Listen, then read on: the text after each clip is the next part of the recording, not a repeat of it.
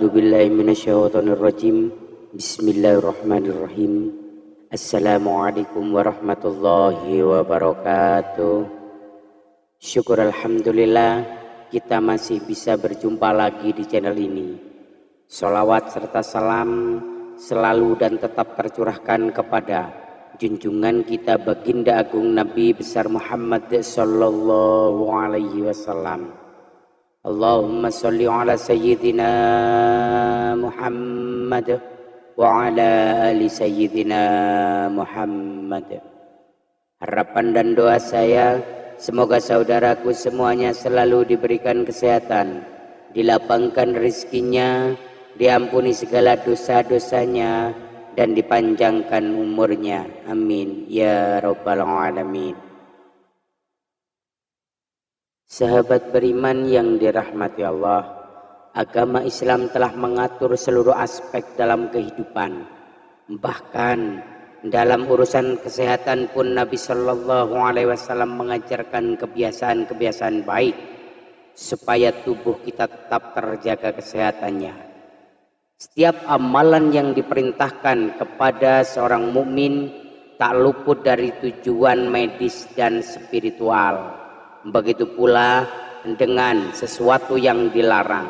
Sebenarnya demi menjaga diri manusia itu sendiri, jika dikaji dengan penelitian ilmiah dan medis, menunjukkan bahwa Allah Subhanahu wa Ta'ala menunjukkan bentuk kasih sayangnya kepada hambanya agar kita sebagai manusia selalu menjaga diri dan tidak menyakiti tubuhnya sendiri.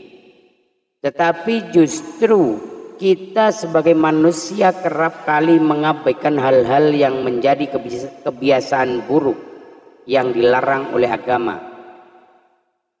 Padahal tidak hanya penyakit fisik, kebiasaan-kebiasaan ini juga akan menimbulkan munculnya penyakit hati. Sahabat beriman yang dirahmati Allah, apa saja kebiasaan yang sering kita lakukan akan tetapi malah membawa penyakit bagi kita sendiri. Yang pertama adalah banyak bicara.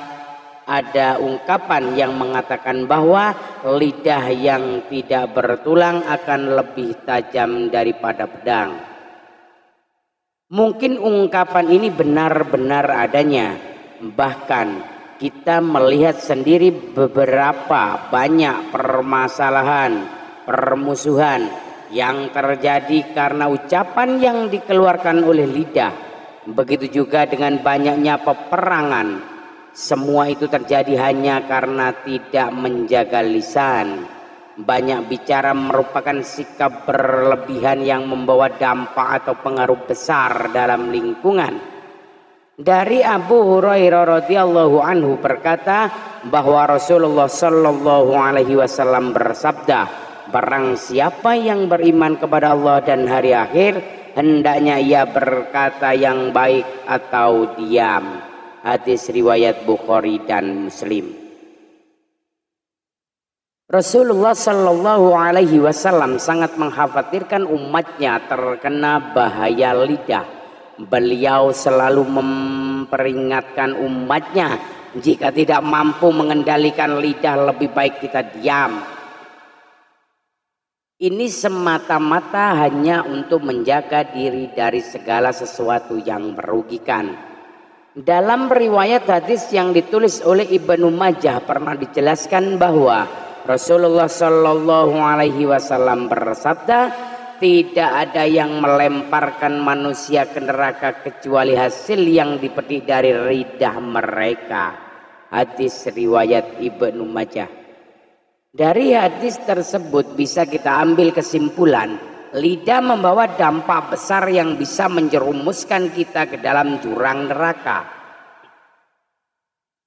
Abu Hatim bin Hibban rahimakumullah mengatakan, di antara kesalahan paling besar yang dapat merusak kesehatan jiwa dan merusak kebagusan hati adalah banyak bicara walaupun perkataan tersebut boleh dibicarakan. Seseorang tidak akan bisa memiliki sifat diam kecuali dengan meninggalkan perkataan yang boleh untuk dibicarakan.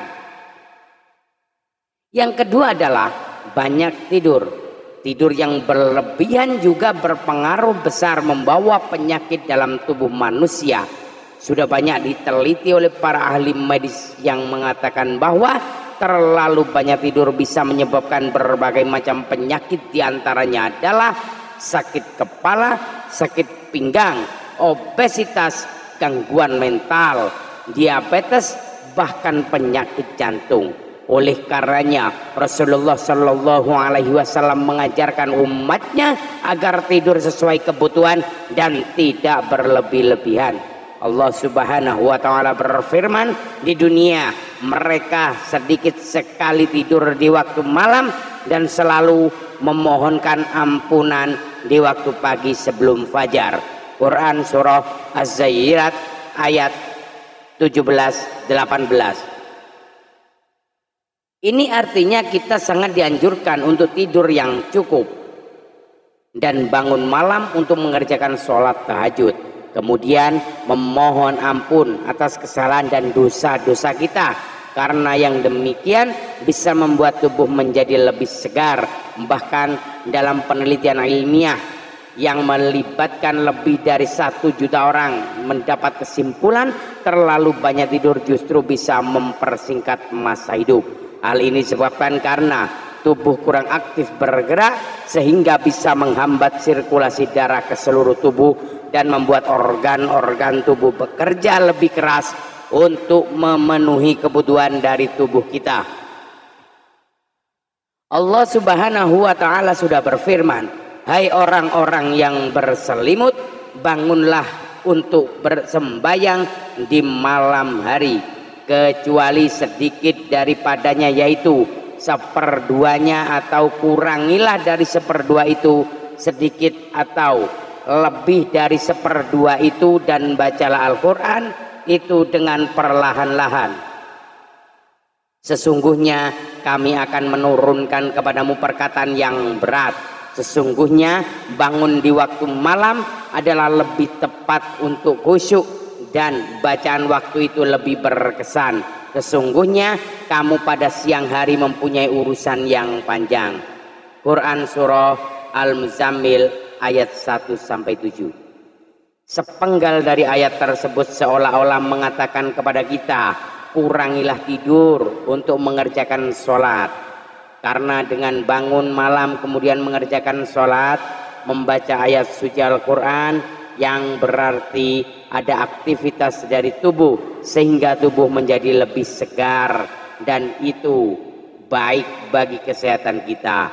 Mungkin bagi saudaraku yang sudah terbiasa bangun malam untuk mengerjakan sholat tahajud atau sholat sunnah lainnya akan merasakan tubuh kita seperti menjadi lebih segar dan lebih bersemangat dalam beraktivitas. Umat muslim sudah banyak yang membuktikan dengan hal-hal tersebut. Lalu yang ketiga adalah banyak makan. Selain tidur yang berlebihan, banyak makan juga bisa menyebabkan penyakit.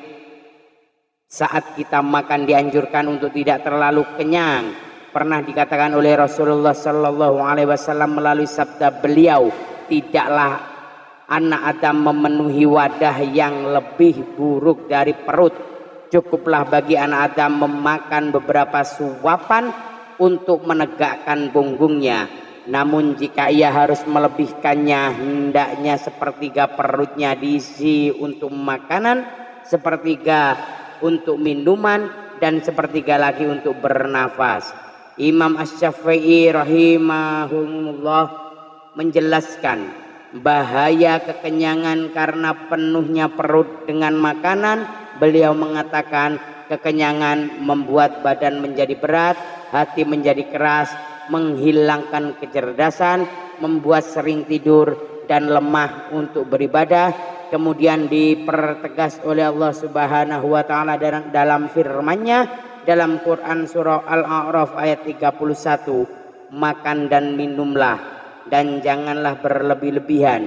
Jika Allah Subhanahu wa Ta'ala melarang makan dan minum yang berlebihan, itu artinya ada dampak buruk yang akan ditimbulkan dari berlebih-lebihan dalam makan maupun minum. Dari segi medis, melalui penelitian ilmiah juga mengatakan bahwa makan yang berlebihan bisa menimbulkan berbagai macam penyakit. Di antaranya adalah obesitas, kolesterol tinggi, mudah lupa, dan lain sebagainya. Oleh sebab itu, mari kita sama-sama mulai menjaga kesehatan yang Allah titipkan kepada kita. Allahu a'lam bissawab. Semoga Allah subhanahu wa ta'ala selalu melimpahkan nikmat dan karunia-Nya kepada kita semua. Amin ya rabbal alamin. Demikian yang bisa saya bagikan, semoga bermanfaat untuk kita semua. Mohon maaf atas segala kekurangan. Usikum wa nafsi bitaqwallah. Wassalamualaikum warahmatullahi wabarakatuh.